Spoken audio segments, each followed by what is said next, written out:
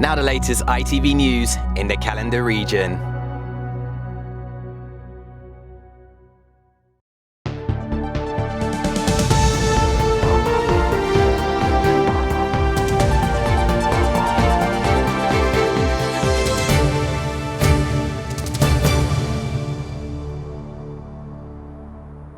Hello and a very warm welcome to Monday night's Calendar. You're coming live from Elland Road, where we're paying tribute tonight to the footballing legend Jack Charlton, who's passed away at the age of 85 this weekend. Now, this pitch behind me is where he ran out on as a player more times than any other in the whole of Leeds United one-year history. And in a special programme this evening, we're going to be looking back at his incredible career, which not only rewrote the record books, but put him firmly in the annals of footballing history. Now, Jack Charlton was one of Alf Ramsey's world-conquering heroes of 1966. Now, he was ever present as a rock at the heart of Don Revie's legendary United side, and he was the manager who led the Irish national team to its greatest ever successes. This towering, no-nonsense leader of men was revered by all, and when it came to his opponents, feared the most.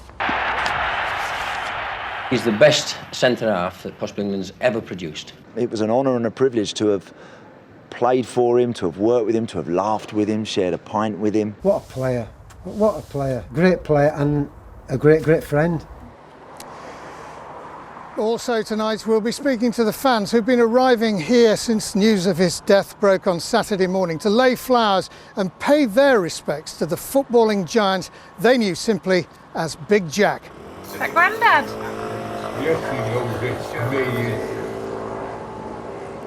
But we'll also see the man behind the medals and the trophies, the humble lad who walked out of his job down the pit to follow his sporting dreams.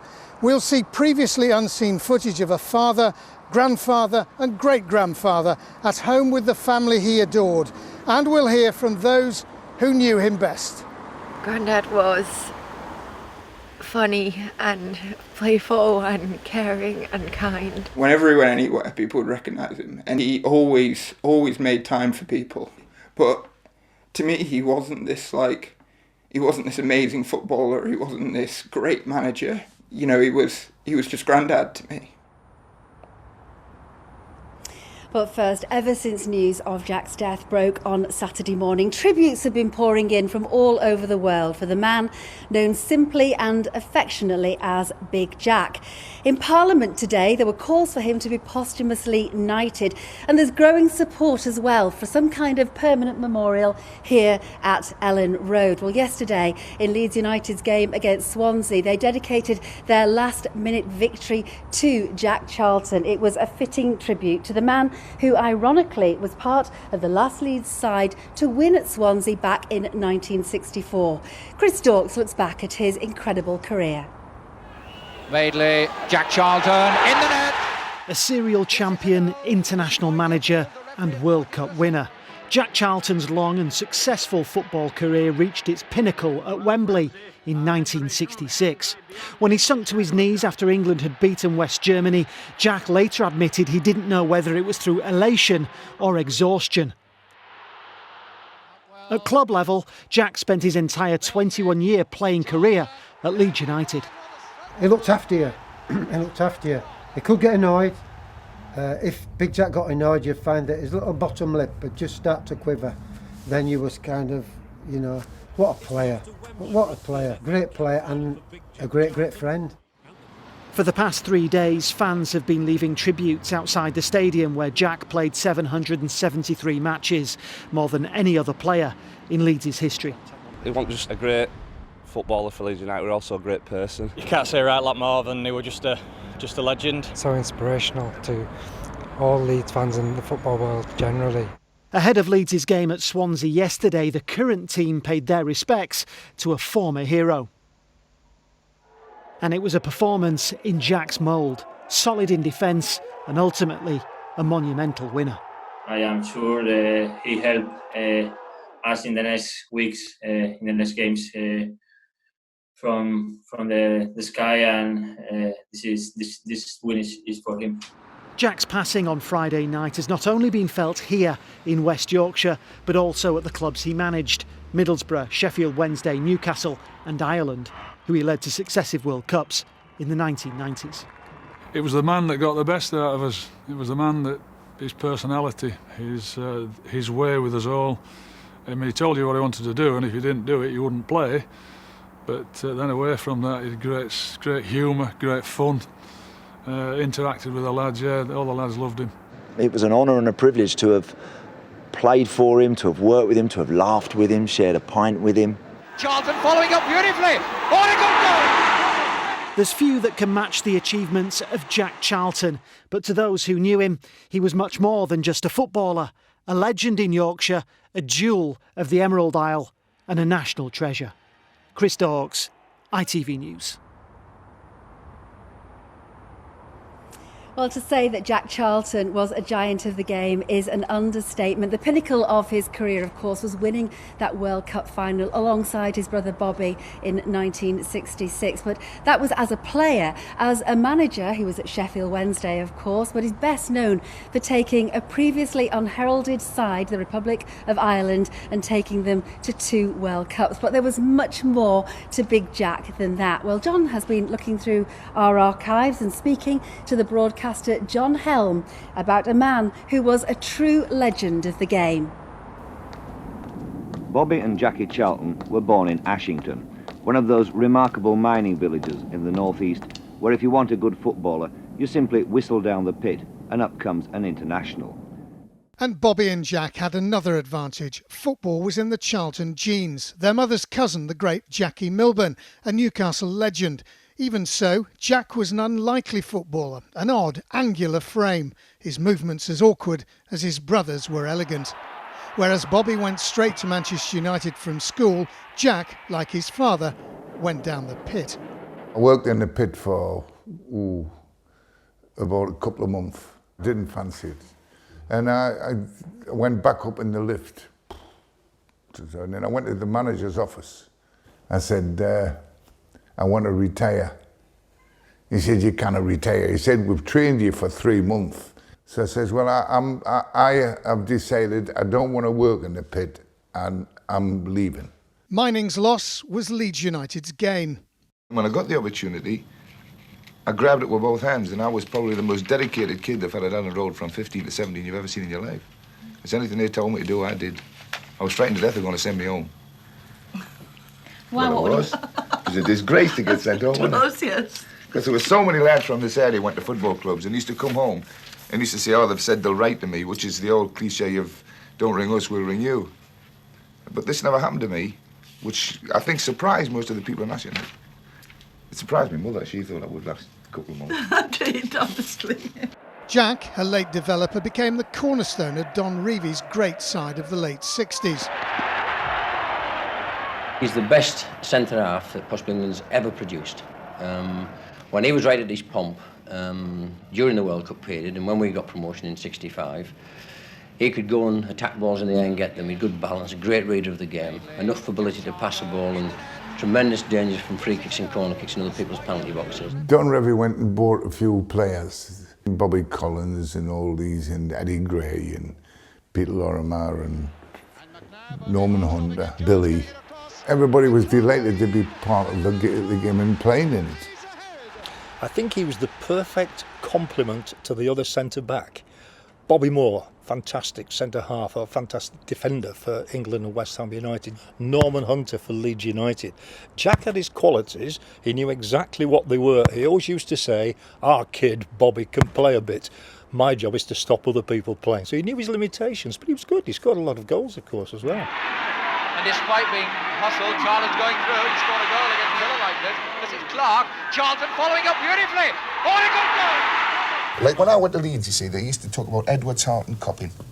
Now, it would be a great joy to me when people in another 5 or 10 years or 20 years discuss the great Leeds United team when they talk about Charlton, Bremner, Charlton, Hunter. Now, that would really be a kick. I think they do now, to be honest. I think they do now. And I think, it's... There were good days, happy days. But it was, of course, England's World Cup win in 1966 that sealed Jack's place in football folklore, alongside his brother. I remember him saying to me, what can we do now? You know, what else is there to win? Yeah. You know, which was, I think he said it in sort of a sad way, that that was sort of the pinnacle of what he could do. Jack stayed at Leeds until he retired in 1973 and then turned to management, first at Middlesbrough, where he achieved promotion to the First Division, and then he took Sheffield Wednesday from the third to the second. They were 5 points adrift at the bottom of the third division when I went there. And I really didn't want to take the job when I saw the team. But I did. I went and had a drink with the directors and I took the job. It took a lot of sorting out. There were many who believed he should have been given the England job, but like Brian Clough, his face didn't fit. I've made too many, well, I wouldn't say enemies, but I've made, I've had arguments with the FA over different things for years. I've probably said a lot more about what needs to be done in the game than I should have done. The FA took a particularly dim view when he revealed the existence of his little black book. Oh, well, you can't mention names, but I've got a little book with 2 names in it, you know, and if I get a chance to do them, I will.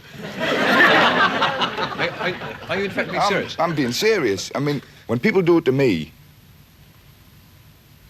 I will do it back to them. There are 2 or 3 knocking about who have done it to me, and I will make them suffer before I pack this game in. I will. So it was the Republic of Ireland instead that benefited. He led them to the World Cup finals in Italy in 1990 and the USA in 94. Throughout, Jack Charlton never forgot his roots. As a player, as a manager, as a man, he never changed.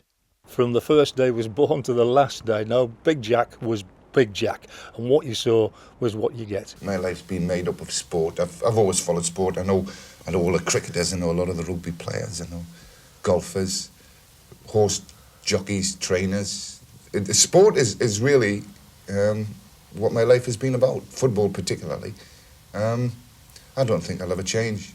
You've not had a bad life, have you, really? I wouldn't swap it for anybody in the world, tell you the truth, John. Well, you can see more tributes and a longer version of that film on our website. But I'm joined now by Simon Grayson, former player and manager of Leeds United and a boyhood fan of the club. What does Jack Charlton mean to this particular club? I think when you talk about heroes and legends of football clubs, Jack is right up there for so many people. He's been an iconic figure of the Don Revie years, obviously World Cup winner with England. He's just an absolute legend to this football club. To play the number of games that he had, the success that he had, he's going to be sorely missed by so many people. It's been a sad year though for the club. Not only Jack, of course, this weekend, but Norman Hunter and Trevor Cherry as well. Yeah, terrible news. Obviously Norman first and then Trevor just after him. And it's going to be a fitting way, hopefully in a few games' time, if not on Thursday night, that Leeds United can get back to the Premier League and the 3 legends of Leeds United are looking down on them. It's 3 for the number of games them 3 people have played at this football club will not be repeated ever again, I don't think. Now there has been talk of some kind of permanent memorial here at the club and of course posthumous knighthood. What's your view on that? Well, I think anything that Jack gets will be certainly welcomed by everybody connected with Leeds United. We're seeing here now at the ground, the Don Revie and Norman Hunter stand's going to be in the future. So whatever they do for Jack, it's going to be certainly well worth it to have a recognition of what he's done for this football club. He was certainly very well loved, and it does seem that he was looking down on the club yesterday. They had that last-minute winner, and it is ironic as well of his own links with the Swansea game, because it was at the Swansea game in 1964 that Leeds last won at Swansea. Yeah, it's amazing how these things can happen, and I think somebody was saying earlier that in 1964 Leeds got promoted as well, so it's a sign, isn't it, that it's all going to happen in the next couple of games without a shadow of doubt. So. Yeah, to get the result at the weekend, the players and the football club dedicate that win towards him was fantastic. So, them 3 are looking down with the likes of Don and Billy Bremner, all hoping that it's going to happen very soon, promotion. Simon, thanks very much indeed. Well, let's go back out now to the front of the stadium where John is. Thanks very much, Christine. Well, 1966 was obviously a very big year for Big Jack, but so was 1990. His beloved Leeds United got promotion back to the top flight. He led Italy to the quarter-finals of the World Cup as manager, of course, and his first granddaughter was born. Well, regular viewers of Calendar might know Emma Wilkinson in her guise as our Lincolnshire reporter, but she is in fact Jack's granddaughter, and she's put together this very special tribute to her granddad.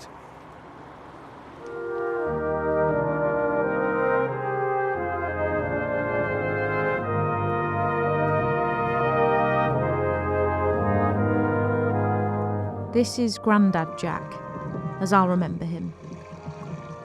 Warm, protective, always joking around.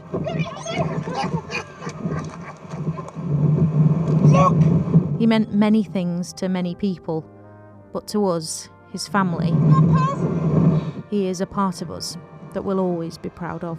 Smile at your granddad. Who's a little poser?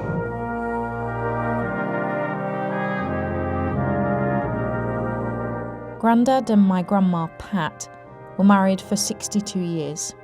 They had 3 children, John, my mum, Debbie, and Peter. In 1990, I became the first grandchild. Now there are 8 of us round the Christmas dinner table each year. Grandad was funny and playful and caring and kind. You could always count on him to be making a joke or, just, winding somebody up.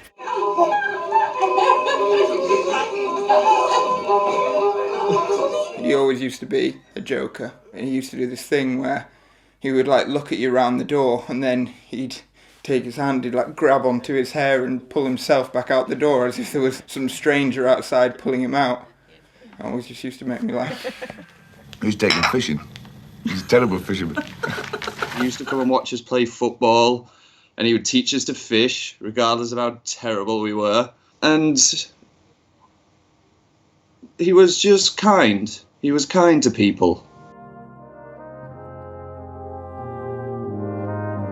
Grandad was always very proud of his roots in Ashington and his time in Ireland. He loved the countryside too. Many years ago, he bought this house in the Yorkshire Dales, and his parents spent the later years of their life here. This place means a lot to us. We all have so many memories here, whether it's going walking or going fishing in our matching overalls. And then 5 years ago, I got married here, so it's a really special place for the whole family. Is that Grandad? Yes, he knows it's me.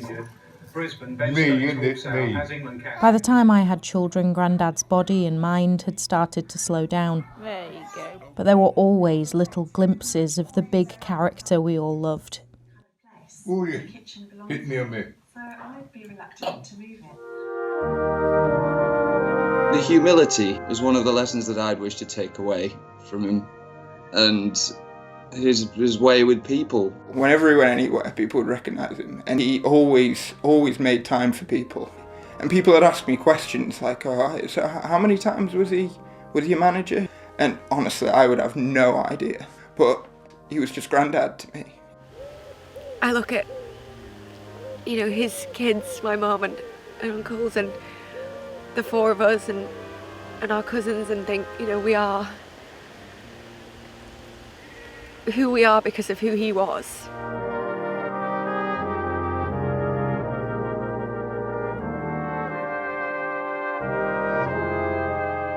He was thoroughly honest and genuine, and we're all proud of his extraordinary life.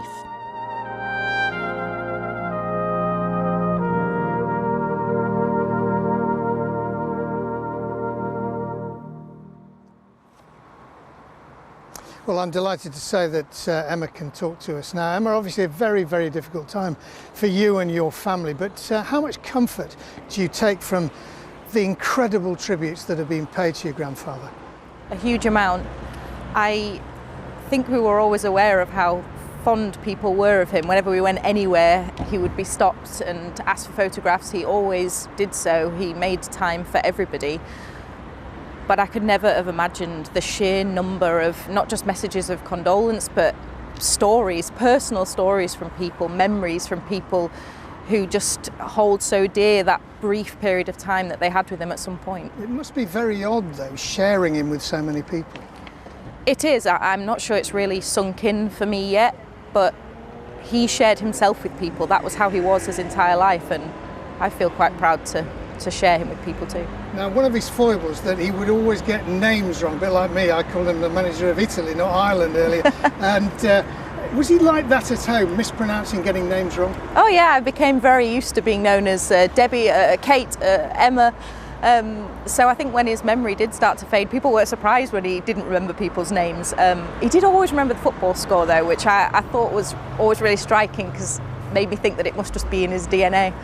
John Helm said earlier, what you saw was what you got. That was true at home as well? It really was. If you were wearing something ridiculous, he would tell you so. If you brought someone home for the first time, he would be grilling them from the outset. But it always came from a place of warmth and a place of love. He was a huge character. I loved him very much, and I'm really going to miss him. I think we all will. Thanks very much, Emma, and thank you also as well for that moving tribute. Well, as we heard in Emma's tribute, he was loved in Ireland, revered there. The people of Ireland loved him. Let's go now live to the Irish Centre in Leeds, where Lisa Adlam is there for us now. And Lisa, I bet there are some stories being told about him there as well. Yes, John, there really have been. We might hear one in just a moment, because if Ireland had a special place in Jack Charlton's heart, then he certainly had one in the hearts of the Irish. And here at the Leeds Irish Centre, he was greatly loved and respected. He came here on a number of occasions, and one man who was here at the same time and who became a friend is Tom McLaughlin. And Tom, just tell us about the man that you knew. Yes, but before that, I would just like to say our condolences and sympathy to Pat, his wife, and of course to his family. And that's not just from us here at the Irish Centre, but it's from the Irish community here in Leeds. Yes, I met Jack many, many times, but I have really happy memories of Jack, meeting him in Ireland over in Ballina, where obviously that's where he came to before he became manager of Ireland. He stayed with a cousin of mine in a bed and breakfast there in Ballina, and both myself and Helen went out with himself and Pat a couple of times socially. And he was man for the crack. He loved the crack. He loved the local people, and he used to sing along to the band or whatever was happening. But he used to smile and he used to tell me, you know, when I go out, he said, go for a meal. He said, no, we go for a drink. I always pay them by cheque. And I said, why do you do that? He said, because he said they never cash the cheque. They always put the cheque above on the wall with a little sign underneath to say that Jack ate here or Jack drank here. He was absolutely adored, not just in Ballina, but in the entire island, absolutely. And of course, as everybody knows, he fished so well, and he loved the River Moy. And as I say, be down on the River Moy, and he brought so much publicity to the Salmon Festival there. And special memories of a very special man. Absolutely, beautiful man. God rest him. Absolutely, and he may have won the World Cup for England, but here at the Leeds Irish Centre at least, they raise a toast to Jack Charlton as one of their own. Thanks very much, Lisa. Yes, an honorary Irishman. And in a moment we're going to be speaking to some fans who've been coming down here to lay flowers and pay their tributes down here. You can see them over there. That's the section that's outside Elland Road that is just reserved for Jack Charlton. But let's join some of the fans now. Heidi Haig, a long-term fan. What did Jack Charlton mean to you? Jack Charlton was part of the greatest football team I had the privilege of seeing under Don Revie. In my early days of following Leeds, he was one of my favourite players alongside Billy Bremner. They gave me the best years of my life, and my favourite memory of them was seeing them win the FA Cup in 1972 at Wembley. Very special memories from that day, and basically that team is why they've got a legendary status at Elland Road, and really that's why there's been such an outpouring of grief. There was lots of tears shed on Saturday. I admit a lot came from me. The last time I saw Jack was when they had a dinner for Don Revie's statue, and I had my photo taken along with all the team, and that was a special moment. And well, thanks for the moment, Heidi. Chaz Singh, Punjabi Whites, part of that fans group. What did he mean to you? You obviously didn't see him play. Yeah, as you can probably guess, I was a little bit young to actually see him play, but I thank my father for teaching me about all the greats. And, you know, they didn't call him Big Jack for no reason. He was a massive part of the club. His loyalty to the club, you know, everyone knows he was a one-man club, you know, one-club man even. And he's just absolutely fantastic. And it's just so sad that we've lost another great. OK, thanks, Chaz. And Heidi, there's been talk of a memorial. What do you think should happen, very briefly? I'd like to see a whole line of statues of the legendary Revy team, which Jack was a big part of. And the one thing I remember him is always going up for corners, and that's an overriding memory I've got of him. OK, well, thanks very much, Heidi. OK, let's go back to Chris. Yes, indeed, that's the end of our special tribute to Jack Charlton, a man who was loved by many and touched the lives of those who knew him and those who didn't. Yes, in a moment we will have the weather, followed by the national and international news. But we're going to leave you now with memories and tributes to Jack Charlton, the man who was, in every sense of the words, larger than life. From all of us at Calendar, good night. Good night.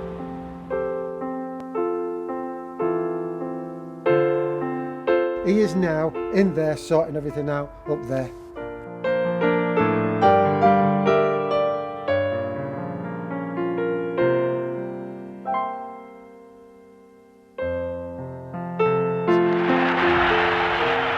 He's the best centre-half that possibly England's ever produced. When he was right at his pomp during the World Cup period, and when we got promotion in '65, he could go and attack balls in the air and get them. He had good balance, a great reader of the game. This is Clark, Charlton following up beautifully. Oh, a good goal! He was good. He was good, wasn't he? And he was normal, if you know what I mean. It's only the special that leaves such a legacy, and he truly was a person of that calibre.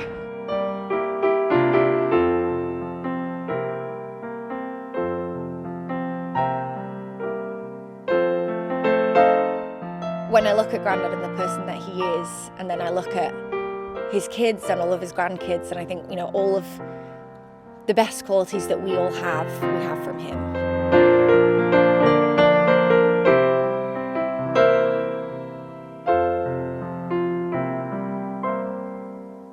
You've not had a bad life, have you, really?